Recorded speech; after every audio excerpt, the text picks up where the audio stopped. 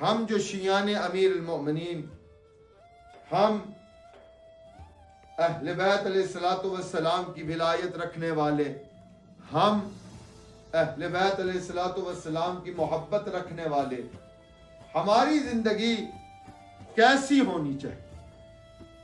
سوال ہے، ہر کوئی اپنے آپ سے بھی یہ کرتا ہے، اور اس دور میں ان کی اولاد جو ہے وہ بھی یہی سوال کرتی ہے کہ ہمیں کیسے ہونا چاہیے۔ اگر ہم اپنے آپ کو صراط مستقیم پر نہیں لے کر آ سکتے تو ہم اپنی اولاد کو صراط مستقیم کا درس کیسے دے سکتے ہیں؟ اگر ہمیں اس بات کی سمجھ نہیں ہے کہ دین کیا ہے، ہم اپنی اولاد کو کیسے سمجھائیں گے کہ دین کیا ہے؟ اگر ہمیں شریعت محمد والے محمد علیہ الصلوۃ والسلام کی معرفت نہیں ہے، ہم اپنی اولاد کو کیا بتائیں گے؟ اللہ عز و جل نے واللہ کرم فرمایا، اب بھی پتہ نہیں 4-5 دن باقی ہے، ہم میں سے کوئی رہے یا نہ رہے، موت تو حق ہے، جانا ہر کسی نے، مگر یہ آخری جمعہ ہے ماہ مبارک شعبان کا، اور اگلا جمعہ انشاءاللہ ماہ رمضان کا پہلا جمعہ ہوگا۔ ہم نے کیا تیاری کی ہے کہ ہم اس ماہ مبارک میں داخل ہو جائیں؟ کچھ چیزیں ایسی ہیں جب تک ہم ان کی معرفت حاصل نہیں کریں گے، ہم اپنی اولاد کو بھی معرفت نہیں دے سکتے۔ دین کیا ہے؟ سوال ہے، دین کیا ہے؟ دین یہ ہے کہ جو کچھ اللہ کہہ دے اس کو مان لے، اور جس سے اللہ روک دے اس سے رک جائے۔ دین یہ ہے کہ جو کچھ محمد و آل محمد ارشاد فرما دے وہ دین ہے، اور جس سے وہ روک دے وہ بھی دین ہے۔ یہ میں ہمیشہ کہتا ہوں، دین جو ہے وہ پک اینڈ مکس کا نام نہیں ہے کہ ہمیں یہ چیز پسند ہے، ہم نے یا اللہ یہ رکھنی ہے، میرے اللہ ہمیں یہ چیز پسند نہیں ہے، میرے اللہ یہ ہمارے کھاتے سے نکال دے۔ یہ دین نہیں ہے۔ جو کچھ محمد والے محمد نے کہا ہے وہی شریعت ہے، جو کچھ اللہ نے ارشاد فرمایا وہی دین ہے۔ سمجھیں، اس ماہ مبارک میں اپنے آپ کو، اپنے ذہن کو اتنا بلند کریں کہ دین کی معرفت آ جائے، اپنے آپ کو فزیکلی اینڈ اسپرچولی پریپیئر کریں ماہ مبارک کے لیے۔ سب سے پہلے سیکھیں کہ رمضان کا مطلب کیا ہے۔ اس طرح سے میں نے پہلے بھی ارشاد فرمایا، اللہ فرماتے ہیں روزے آپ پر فرض کیے گئے ہیں جس طرح سے آپ سے پہلے جو قومیں تھیں ان پر بھی فرض کیے گئے ہیں، تاکہ آپ تقوی الہی حاصل کر سکیں، تاکہ آپ پرہیزگار بن جائیں، تاکہ آپ خدا والے، اللہ والے بن جائیں۔ سب سے پہلے سمجھیں کہ رمضان کا مطلب کیا ہے۔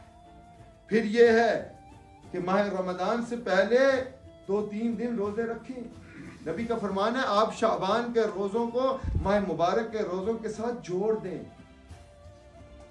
دیکھیں پہلے 3 دن جو ہیں وہ مشکل ہوں گے، اگر آپ شعبان کے آخری 3 دن کے روزے رکھیں اور آگے رمضان کے شروع ہو جائیں تو پھر آپ کے لیے وہ پہلے سے آپ کی پریپریشن ہو چکی۔ دعائیں اور مناجات کریں۔ دیکھیں افطاری کا مطلب یہ نہیں ہے کھائیں پیئیں جائیں، یہ افطاری نہیں۔ واللہ جب کوئی افطاری کو سپانسر کرتا ہے، جب اس کو ارینج کرتا ہے تو اس کا ذہن کیا ہوتا ہے؟ یہ نہیں ہوتا کہ میں لوگوں کو اچھا کھانا کھلاؤں گا۔ الحمدللہ یہاں ایسا کوئی نہیں ہے جو یہ کہے جی ہم پورا سال کھاتے نہیں ہیں، کھاتے ہیں نا الحمدللہ۔ رمضان میں جب بھی کوئی افطاری سپانسر کرتا ہے اس کے دل میں یہ لالچ ہوتا ہے، اور یہ اچھی بات ہے، یہ لالچ ہوتا ہے کہ میری کوئی دعا خدا سن لے، میرے مرحومین کی بخشش ہو جائے، میری زندگی میں اس افطاری کے صدقے میں خیر و برکت کا نزول ہو جائے۔ ایک شخص کی افطاری آپ کریں نا، اس کے روزے کا جو ثواب ہے اللہ وہ بھی آپ کے نام اعمال میں لکھ دے گا. روایت کے جملے ہیں جہاں 40 مومن مل کے دعا کر رہے نا اور آمین کہیں نا خدا اس دعا کو بھی رد نہیں کرتا. دعا اور مناجات ہے ماہ رمضان. یہ نہیں ہے جلدی سے روزہ کھولیں کھائیں پیئیں اور جائیں نا. ہم نے اس سال تھوڑی سی چینجنگ کی ہے.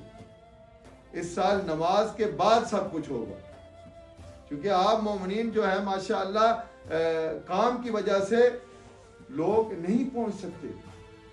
تو اس سال نماز ہوگی با جماعت اور نماز کے فوراً بعد افطاری ہوگی اور پھر لمبا چوڑا کام نہیں ہے آدھا گھنٹہ اس کے بعد انشاءاللہ ہمارا جو سلسلہ ہے مناجات کا اور لیکچرز اس کے بعد ہوں گے انشاءاللہ. اور ہم نے یہ سلسلہ اسی طرح سے رکھنا کہ بعد میں دیکھیں پہلے یہ تھا کہ افطاری ہوتی تھی جا کر 8 بجے تو ٹائم نہیں بچتا.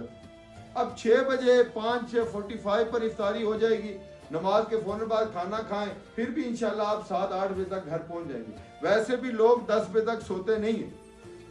یہ مہینہ قرب الہی حاصل کریں.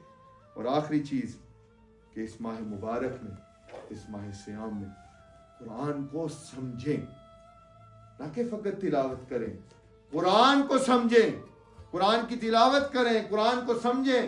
مولا فرماتے ہیں کہ انسان کے لیے ایک حرف سمجھ کے قرآن کا پڑھے وہ اس سے بہتر ہے کہ پوری قرآن کی آیت پڑھے. سمجھیں انشاءاللہ. خدا ہم سب کو توفیق دے کہ ہم محمد و آل محمد کے نقش قدم پر چل سکیں. خدا عز و جل اسلام آباد ترلائی امام بارگاہ خدیجۃ الکبریٰ میں جو مومنین شہید ہوئے ہیں خدا ان کے درجات بلند فرمائے.